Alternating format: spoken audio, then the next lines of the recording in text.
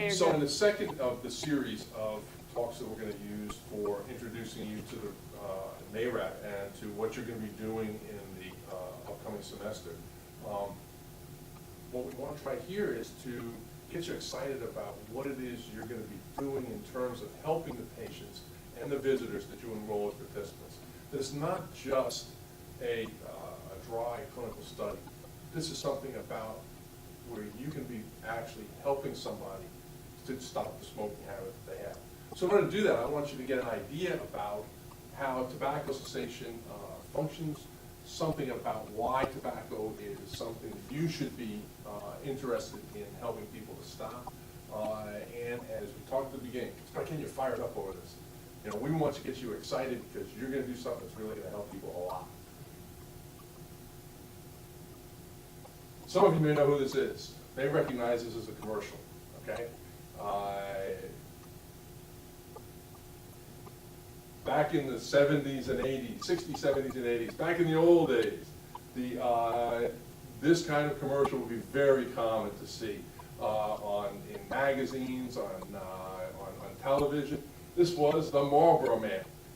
This was the epitome of manliness, of manhood.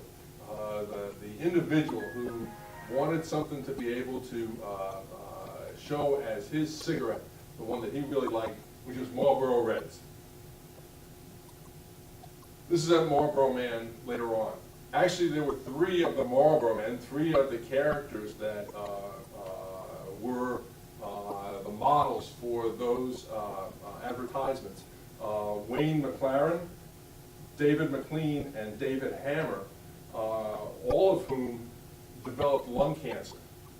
And Wayne McLaren here actually was came before Congress and became a great advocate against smoking. Too late for him, but hopefully not too late for other people. And so Marlboro Reds, Marlboro brand, but Marlboro Reds specifically, became known as the cowboy killer, because this is what would happen to the Marlboro Man eventually. This is actually a picture of him just before he died. Back at the turn of the century, the previous century, between the early 1900s, if you were a woman that had lung cancer, that was a reportable case in the medical literature. It was so uncommon. And then with the advent of World War II and women going to the workforce, especially in war-related industries, they did great work for the country, but they also picked up that bad habit that their male co-workers had, and that was smoking cigarettes. And it became something that was really cool. It was something that was romantic. It was something that lent a allure. Or even Virginia Slims used to run, in Connecticut, used to run a tennis tournament. It was a sponsor for a tennis tournament. So Virginia Slims, with the motto of, "You've come a long way, baby." Well, indeed, the reality was that now women joined men in coming a long way into this kind of a reality. And this is what you're going to work hard to prevent. If we look here at this map of the United States, the areas that you see in brown and in tan are areas where there are increased rates of smoking among individuals. So some of you are at institutions that are in the middle of those areas. Some even where it is in the green and beige areas, where it is not as prevalent, it's still a lot of people smoking cigarettes.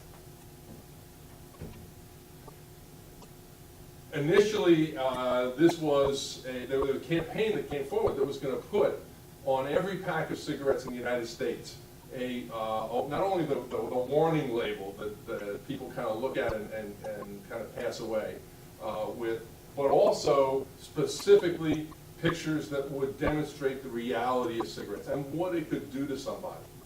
And though right now I understand the FDA is fighting a ban in the courts, a blockage of this on the courts, countries in Europe and around the world have found these to be tremendously successful. So we've taken some of the proposed pictures and some of the pictures from overseas to give you an idea of the reality that's going to be put on every pack of cigarettes at some point. That warning is that smoking can kill you. is very true. 443,000 deaths, nearly 1 in every 5 deaths in the United States can be directly related to cigarette smoking, to tobacco use. That's more deaths than by all the deaths from HIV, illegal drugs, alcohol use, motor vehicle crashes, suicides, and murders. You want to stop the carnage in the United States, the number one thing that would stop that would be to have people to stop smoking.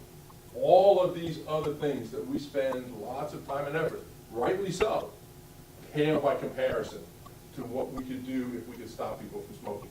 Part of what you're going to be, as a research associate, are going to be part of a campaign to do that. Over time, the deaths from cigarettes, death rate from lung cancer, for example, have been steadily going up. And while men's smoking deaths have gone up the most, women, that the red line there, the lower red line, has stayed very constant and steady since the early 1980s.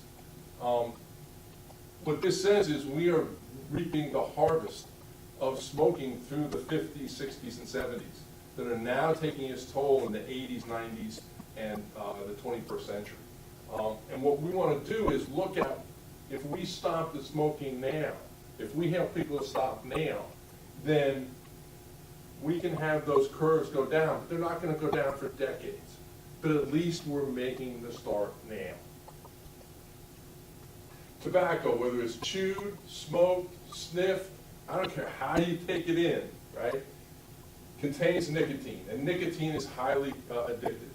And it also contains over 19 carcinogens and 4,000 chemicals. I don't know who the first person was that got the bright idea of going out into a field someplace, right, and seeing a weed down there. Let's see, let's take that weed up, let's crunch it up a little bit and roll it up in some more weed, and then light the other end of it and inhale it. I don't know whoever had that first great idea. But the reality is that it was starting humanity on a downward path of death from this highly addictive, really as addictive as anything else we have, medication, and really drug abuse.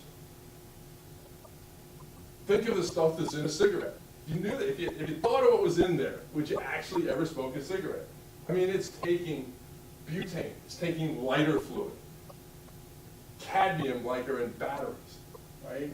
Candle wax, hexamine from barbecue lighter fluid, toluene in industrial solvents, nicotine, which is actually used as an insecticide, right? Ammonia, a toilet cleaner, vinegar, methane found in sewer gas, carbon monoxide, and methanol, something we use in rocket fuel. Let's put that and wrap it in a piece of paper, light it up, and suck that all into our lungs. Now, there's a bright idea. When we think of the tobacco-related pathologies, there are a number of them that we could talk about, and we'll talk about some of these, but particularly vascular disease, respiratory disease, its effect on fetal and childhood morbidity and mortality, and particularly about cancer. Tobacco use it definitely causes vascular disease. It's a vasoconstrictor, so hypertension as you constrict the arterial side of the system. Reduced blood flow to those areas which are constricted. As you do that, not enough blood flow, a cause for ischemia. Again, this on a packet of cigarettes, potentially we hope is going to have some effect.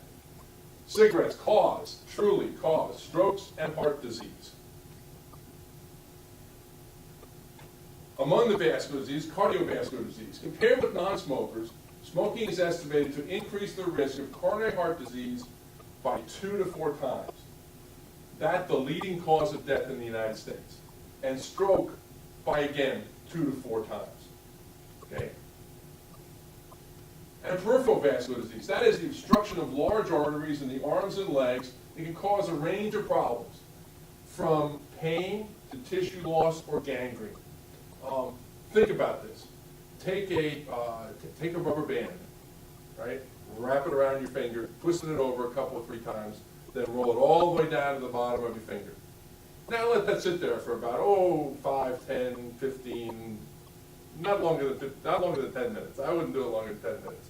And see how your finger feels. It won't feel very good. You'll notice it'll turn a pretty dusky looking color.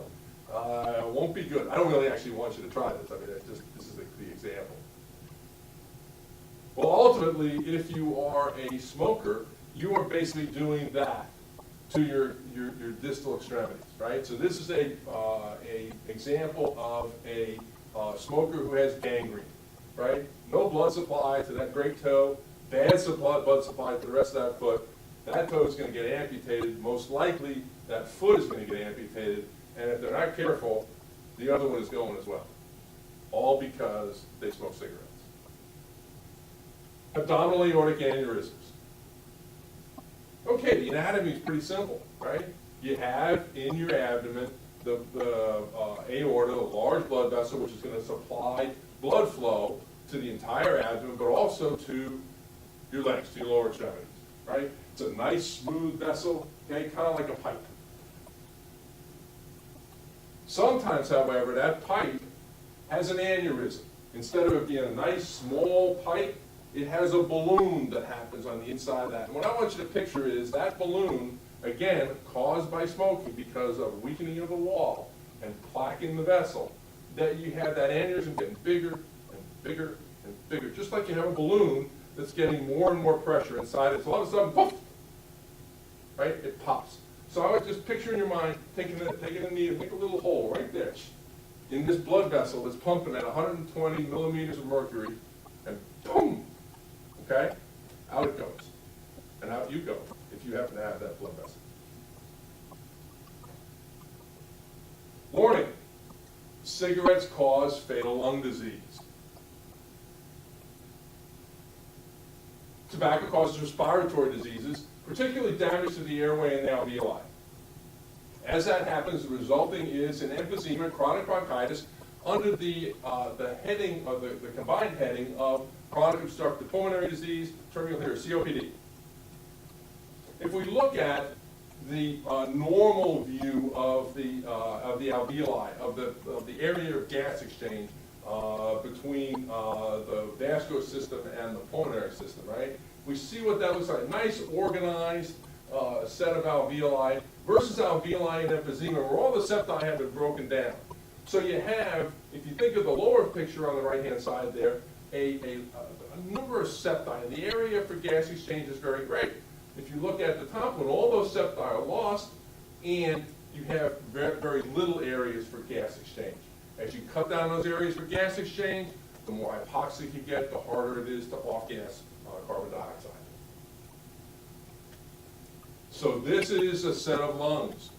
This is a lung preparation from a person who has died without being a smoker. On the other side, we have, that's your lungs on the cigarettes. Okay? Lungs without cigarettes, lungs with cigarettes. Smoking has effects on reproductive and early childhood. Infertility. The Health Canada, on their cigarettes, they don't have to worry about having any lawsuits about that. It's just on their cigarettes, right? So this is one of the pictures they have on the cigarettes in Canada. That cigarettes may cause sexual impotence due to decreased blood flow to the penis. This can prevent you from having an erection. Health Canada, right? Tobacco use can make you impotent. And it's true. Okay, very true. Other things that happen, preterm deliveries, stillbirths, and low birth weight babies, all of which have pathology that is associated with long-term either death or problems of morbidity during life for young children. So really, when you're out there working with participants in this study, it doesn't matter what specialty you think you're going into.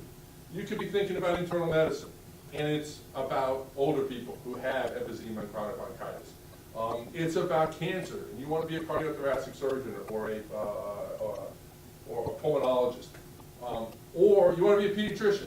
You want to help children, help their moms not to smoke. Okay? Because if they do, this is the effect. Okay? not a healthy baby that's with their moms in a nice setting of the delivery room and of the postnatal care unit, but in the incubator, away from everybody, tenuous hold on life. Early childhood effects include that, something real simple like otitis media, like a middle ear infection. Okay? Again, to be put on our packs of cigarettes. Tobacco smoke can harm your child. Absolutely true. If nothing else, women who are smokers, have children, stop smoking because it's in your self-interest. You don't want to have to go to the emergency department to have your child seen at 2 o'clock in the morning because they got a fever and an earache. You don't want to have to take a day off of work to go see your pediatrician over that. Instead, stop smoking. Asthma and respiratory illness, all of which with secondhand smoke are associated with childhood effects that tobacco smoke can harm your child. Even sudden infant death syndrome, okay, crib death, is associated with mothers who smoke. So if you want to help to prevent this, you're going to be out there talking to parents, or potential parents who are participants in this study. If you can help them in a way to stop smoking, this is what you're out there to stop. And as a healthcare professional, as a physician in the future, this is what you want to do. You want to help to make sure this doesn't happen. And cigarettes cause cancer. Again, a picture of what will be on cigarette packs.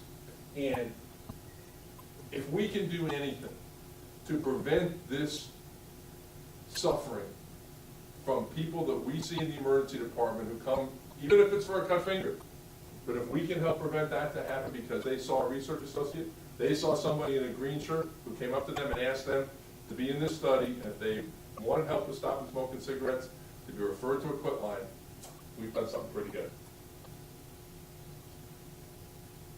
It's hard to find a cancer that doesn't have some relationship to smoking, in honesty. All of these cancers have at least some linkage with cigarette smoking as a cofactor in the development of these kinds of cancers. I particularly like this slide from Australia, that don't throw your cigarette ends on the floor, the cockroaches are getting cancer.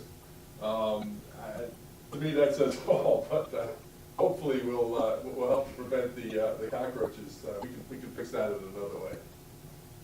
We're going to particularly talk about lung cancer.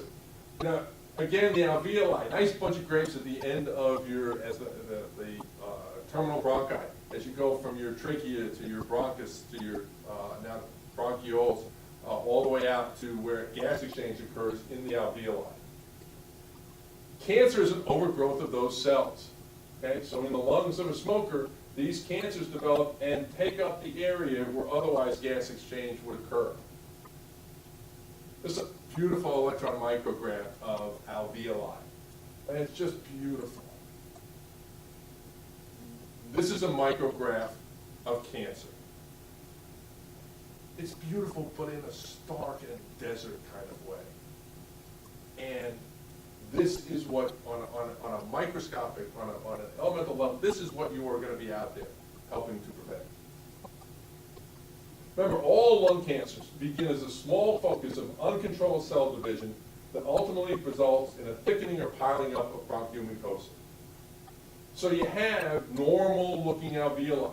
I mean, you can almost feel the ability for gas exchange to happen in these areas, down through blood vessels that come in like that.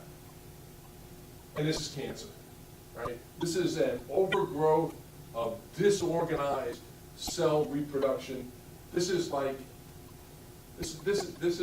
Daytona Beach on spring break for cells, right? This is cells gone wild and proliferate and are unable to have areas of function in that tissue for which they normally would.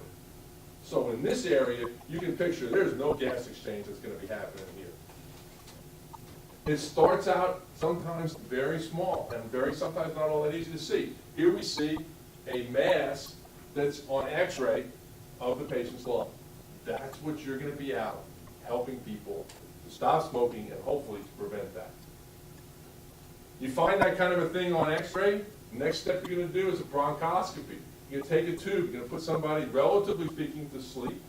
so that you're able to intubate them, and the bronchoscope goes down, it goes looking, in this case here, for that cancer. So this is normal looking airways, right? Nice, clean, and pristine, and that's what cancer looks like.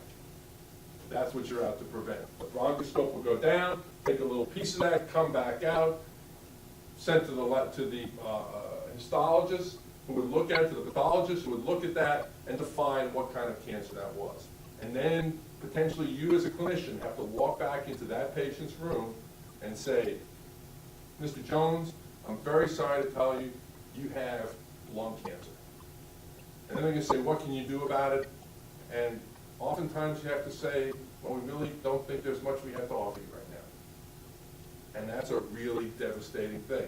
And so in a way, what you're doing now with participants in this study is to help not have to go into somebody's room sometime when you're a medical student or a resident or a physician, attending physician, and have to have that kind of a tough experience. It's part of what we do, but it's not a fun part. And if you can help prevent that for one person by this study, we're doing a great job. When that one little mass that was over here now spreads to both sides of the lungs, it can also spread throughout the body, so it metastasizes. Compared with non-smokers, smoking is estimated to increase the risk of men developing lung cancer by 23 times and women developing lung cancer by 13 times. If we stopped smoking, lung cancer would become the rare phenomenon it was before somebody had a bright idea about smoking a weed. Although in some places, maybe not so much.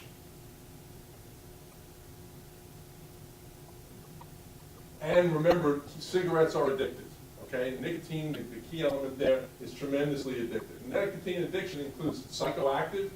It affects how you think. It's dose-related changes in both mood and feeling. Never having smoked cigarettes, I can't tell you, but I've talked to a lot of people who have, who say, it feels wonderful, right? After a meal, in a stressful situation. Things that are going to make you feel better, you're going to want to do. But it's transient.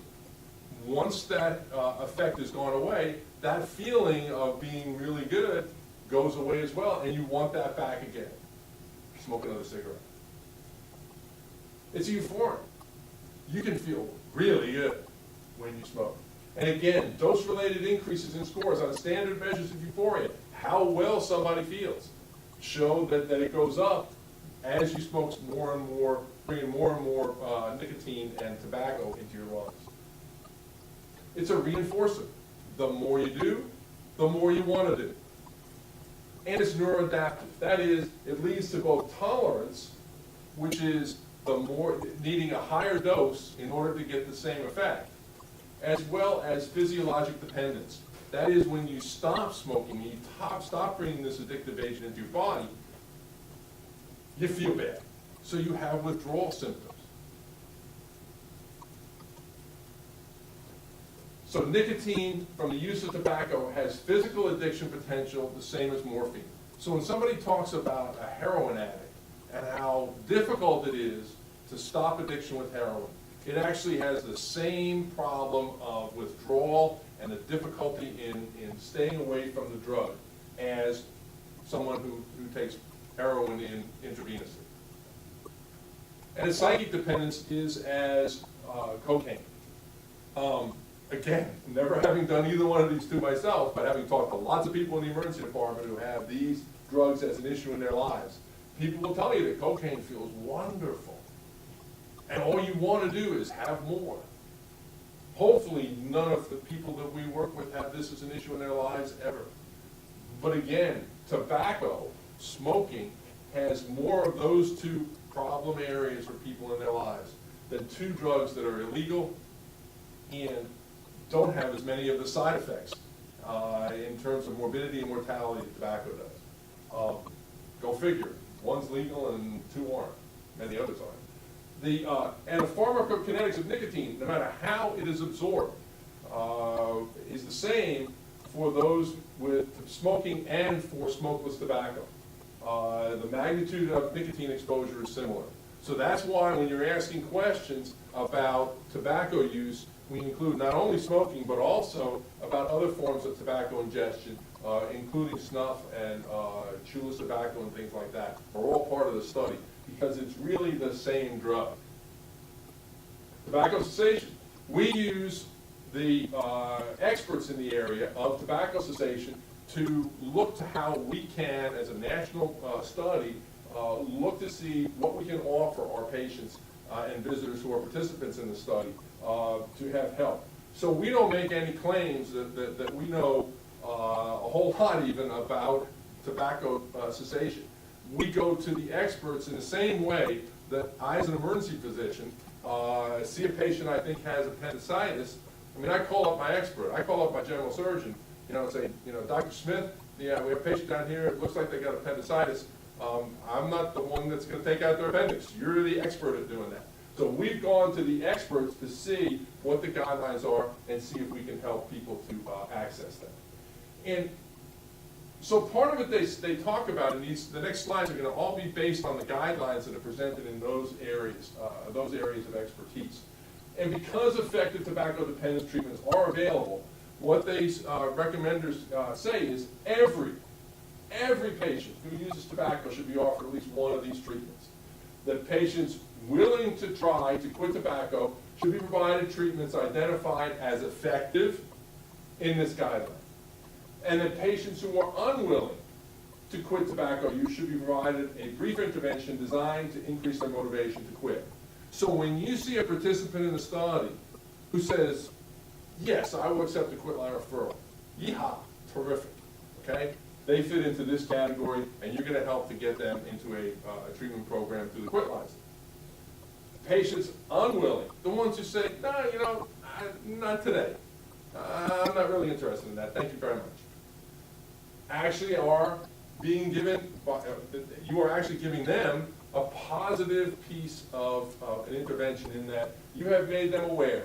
You have, in a healthcare setting, they have been asked, do they want to quit? And hopefully that's something which will help to increase their motivation to quit. And we have examples in other kinds of screening and offering of treatment programs. Things like domestic violence, things like cancer screenings, where the more somebody is offered a particular intervention in a healthcare setting, the more likely it is that sometime down the road they will accept that. So even when they say no, it's really a positive piece that's happened in terms of their potential for positive healthcare. What the guidelines say is that it's essential that clinicians and healthcare delivery systems institutionalize the consistent identification, documentation, and treatment of every tobacco user seen in a healthcare setting. And the emergency department certainly fits into that category. And so what we want you to see is the big picture of not only in this study is it going to be, are participants going to be offered this intervention, but also when this study is over and there's another study coming down the road, the research associates will walk in and do that study. And when they're finished, they'll offer this tobacco intervention as part of service. So this isn't a one-shot deal that's going to be done this year. This is something which over time, hopefully will be done routinely in emergency departments by research associates. Brief tobacco dependence treatment should be effective, should be offered to every patient who uses tobacco. And one of the ways that we've identified it from the guidelines is that quit lines, which are mandated which are telephone-based cessation programs that are mandated for every state in the United States and are paid for by the tobacco companies and the tobacco settlement funds that were done several years ago. Basically, the tobacco companies are forced to provide funding for things that will help people to stop using their product. Hey, go figure, right? But quit lines have been shown to be effective, and they're mandated by the tobacco company settlements. They're about 30 to 40% of the time effective. But if somebody signs up for a program, about 30 to 40% of the time, they will actually quit smoking. So it's a very effective intervention. And the treatment doses has a dose-response relationship. The stronger the relationship between the intensity of tobacco dependence counseling and its effectiveness, right? The more intense the tobacco dependence counseling, the more effective it is. There are all kinds of treatments, okay? There's person-to-person treatments, individuals, groups. Okay, you can go to a psychiatrist and spend, $250 a session over weeks and months and years, and they can help you to stop smoking. Very effective, very expensive. Okay, do it in groups. Probably a little less expensive, but still pretty expensive. Or telephone counseling, which is what the quit lines are. All these have been shown to be consistently effective, and again, the more minutes of contact you have. So the quit lines provide a long-term, relationship-based, with quit coaches and other interventions like that, a long-term intervention that is potentially going to be very successful. There are types of counseling and behavioral treatments. Okay, there's problem solving, skills training, the kinds of things that are about behaviors.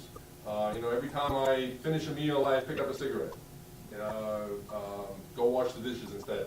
Every time I get into a situation at work that I get nervous, I need to go get a cigarette. Pick up a pencil and hold that in your hand. I don't know, different ways they do things. Social supports, such as inter-treatment social support groups, and help in securing social supports outside of treatment, that extra treatment social supports. We found in doing this now over a number of years, the commentary back that we get from participants is that probably the most effective people to help somebody to stop smoking are somebody's kids. The kids come up to them and say, "Mommy, you got to stop smoking. It's making me feel bad. Daddy, you have to stop smoking. I don't want you to die." Those are the kinds of things that really help people to stop. And there are pharmacotherapies. Okay, there are drugs to be able to be used. It's reliably increased long-term smoking abstinence. It's basically using nicotine as a stepwise way of reducing the addiction, both by gum, inhaler, nasal spray, and patch. And again, you'll see that in the study, we ask participants what kind of things that they've used in the past. But over-the-counter nicotine patches are effective related to placebo, and their use should be encouraged. You can go down to the drugstore, you can go down to CVS or Walgreens or whatever, and find over-the-counter nicotine patches that can be used very successfully to help stop smoking, as well as antidepressants, particularly bupropion, which have been found to be effective. And in terms of effective pharmacotherapies, what the guidelines say is that, except in the presence of contraindications, obviously, these should be used with all patients attempting to quit smoking. How good do we as clinicians do about tobacco cessation? Well, to be honest with you, probably not so great. About 20 years ago, they did studies that showed that clinicians too frequently fail to intervene with their patients who smoke. That probably wasn't too surprising, given that you had these kinds of advertisements in national magazines. This one from Camels, about more doctors smoke Camels than any other cigarette. Okay, the doctor is a scientist, a diplomat, and a friendly, sympathetic human being, all in one, no matter how long and hard his schedule. Yeah, so he smokes a cigarette to feel better. Good. Help his patients do the same thing. Well, now, 30 to 40 years later, we are reaping the results of that kind of thinking. And it wasn't just men doctors either. So it was an equal opportunity for women to be part of the spreading this particular type of affliction. The lady with the lamp. Recent data, however, confirms this hasn't changed markedly over the past 2 decades. Before we take out the whips and chains at clinicians, reality is you have a limited amount of time when somebody comes to see you in your office. You're a primary care office, you got about 18 minutes. And most of the time they didn't come to ask you about tobacco cessation. They came about why they have a bellyache, or why they have a sore throat, or why they have cough and fever. And so you're going to spend your time trying to fix their acute problem. So that's potentially why those things are an issue. But it's not a great thing when only 15% of smokers who saw a physician in the past year were offered assistance with quitting, and only 3% were given a follow-up appointment to address the topic. One of the things that we've talked about is how the emergency department, with its built-in, unavoidable time the patients are going to spend there for their care, might be the ideal place to actually have these kinds of interventions occur. It's not going to be possible in a busy doctor's office. As long as we have somebody else who can do that, and that somebody else is you, research associate. Okay, it's green shirts walking into a room and saying, "Hi, my name is Keith Bradley, I'm the Emergency Medicine Research Associate today." Bottom line, these evidence-based guidelines reveal that there are multiple efficacious tobacco cessation treatments that exist. These treatments can double or triple the likelihood of long-term cessation. Many of the cessation treatments are appropriate in the primary care setting, and I would add that the emergency department is one of those settings that they can be appropriate. And tobacco cessation treatments are more cost-effective than other reimbursed clinical interventions. Think about this commercial about air filters for cars, right? And Fram oil filters. And and in the commercial it says, you can pay me now, you can pay me later. You pay me $10 for an oil filter, or you can pay me $2,000 for a new engine. Well, in the same way, right? We can spend a little bit of research associates' time, for which you all will be interacting with patients and visitors in ways that you wouldn't have an opportunity to do any other way. And for that time and then referral to the quit line, we can avoid all those bad things we saw at the beginning of this talk. All those bad slides go away.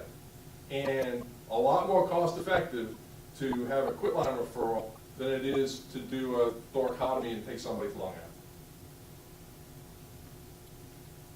And utilization and impact of cessation treatments can be increased by supportive healthcare system policies coming through insurance. The supportive healthcare system policies, like research associates, with people who want to be in the health professions, having their introduction to patient care be, "Hi, I'm going to try and help you stop smoking." Maybe that's not a bad way to do things.